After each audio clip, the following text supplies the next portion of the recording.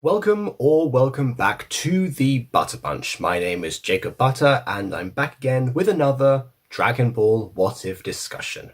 Well, we made it. The Big 500. The community channel I originally proposed the idea for so I'd have a place to try out new content and not mess up my main channel further, has now grown to nearly half the size of the very channel it was designed to separate from. In a way, this was a chance to do YouTube right.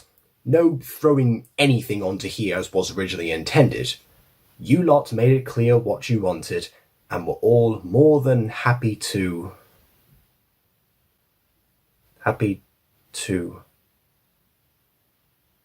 No.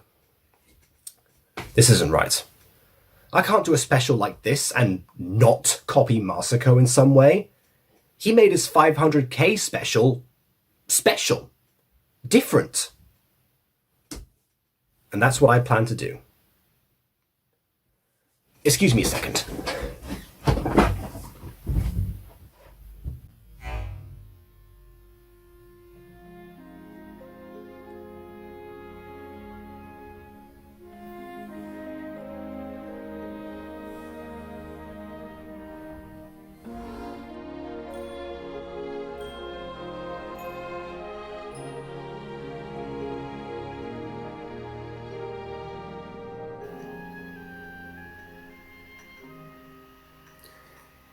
That's better.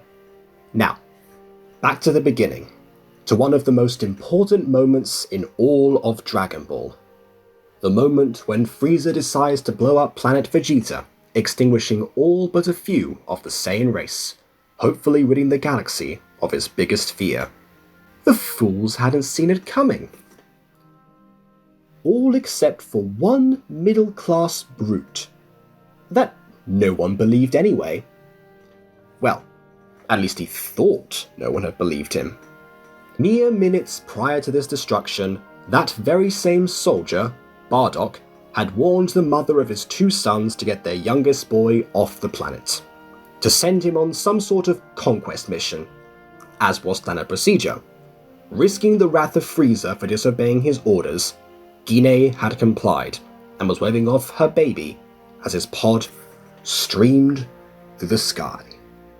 This pod goes unnoticed by Frieza, but in this story, he's not the only one paying Vegeta a visit on this day. And yes, I do mean the planet. A few ships followed the reverse of that trajectory, knowing it would lead to at least one Saiyan where the pod was sent from. Gine recognized them as being of Arcosian design.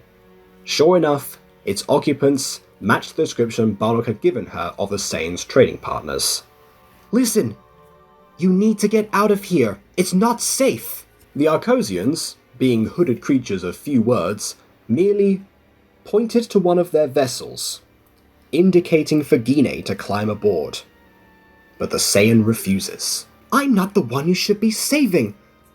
I'm not a proper Saiyan. I'm so weak my only use is menial tasks and cooking. You're better off getting yourself another specimen. Now, Gine wanted to live, of course she did, but decades of being told how insignificant she was had sunken in. Perhaps it was fortunate then that the Arcosians were not taking requests on this day. One of them launches a taser-like glove, which shocks Gine into a temporary paralysis. The same wire then strengthens as its user pulls her into the craft. The others look around, hoping to find more Saiyans about the place. But Frieza's death ball was approaching, and Bardock's efforts had been for naught. So they cut their losses and take off, with Gine watching how her home planet explodes, only without her on it. By the time they reach the grey, moon-resembling body that is planet Arcos, Gine's mental state is completely unraveled. The journey wasn't long enough to use the cryosleep function, so Gine had spent the entire journey processing everything that had just occurred. Her entire people, her race, and no Nappa to take her to Dairy Queen. She had cried like never before in her life, allowing herself a breakdown over the loss of her beau and her fear for her two boys, who were still out there, They were among the last of their kind, the last remaining Saiyans. Gine kept replaying these last moments in her head, the details becoming clearer each time. She saw the explosion, the planetary debris, and what seemed like a fleet of ships off in the distance. Could that have been Frieza? Questions for later. The vessel touches down. The planet was considerably less grey on the actual surface, instead appearing somewhat between orange and yellow, encrusted with blue derelict buildings toppling over onto each other. For such an organised species, it appeared to Gine that living space maintenance was not one of their priorities. That is, until she and the rest of the captives get escorted to one such building that stands a little straighter than the others. On the outside of this structure, there was an elevator shaft, which seemed broken until the Arcosian leading the march marked a few numbers on it.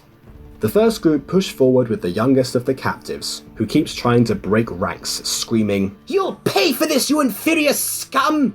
Wait till Frieza gets word of this, or I'll just end you all myself!" One of the Arcosians, not holding him back, places a metal collar around his neck and presses a button on the remote. The subsequent electric charge is enough to shut the boy up. He complies and descends down the elevator.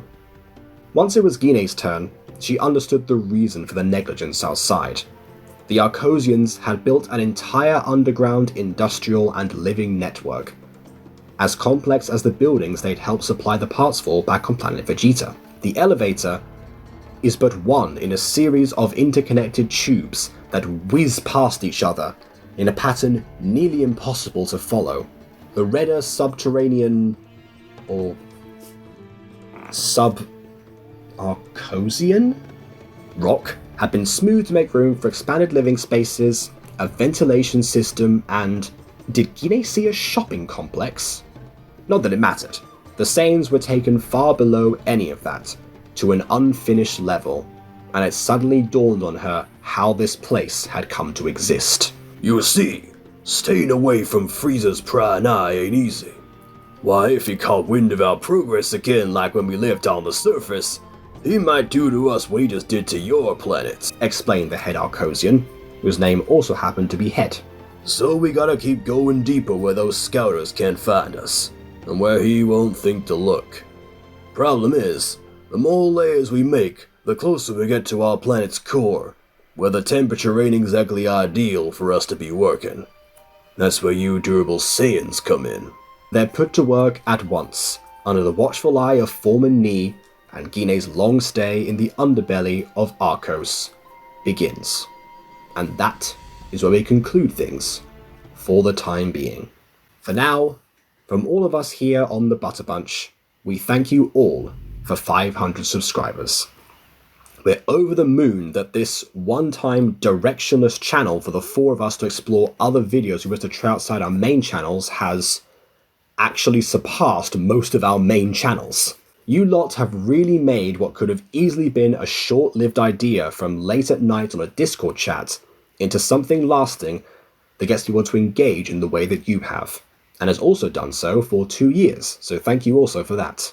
We're grateful to all 500 of you, or however many there are by the time this gets posted.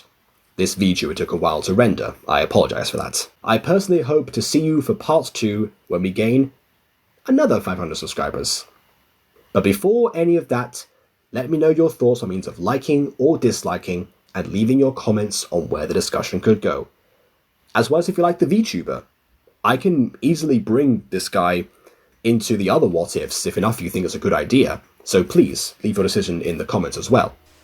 But for now, I shall see you all soon enough for another Butter Bunch video. Toodle pip. Who's this? A being leaving new prince. The humans judged him as far from useless, accruing the views as the crowd peruse his desire to inspire through his logical musings. Part of accrue his eventual decision, endowed with new drive for their collective mission. He's now in the position to become a tactician. If there's ever inhibition, one must simply not listen, because how does one achieve with no goal to yearn?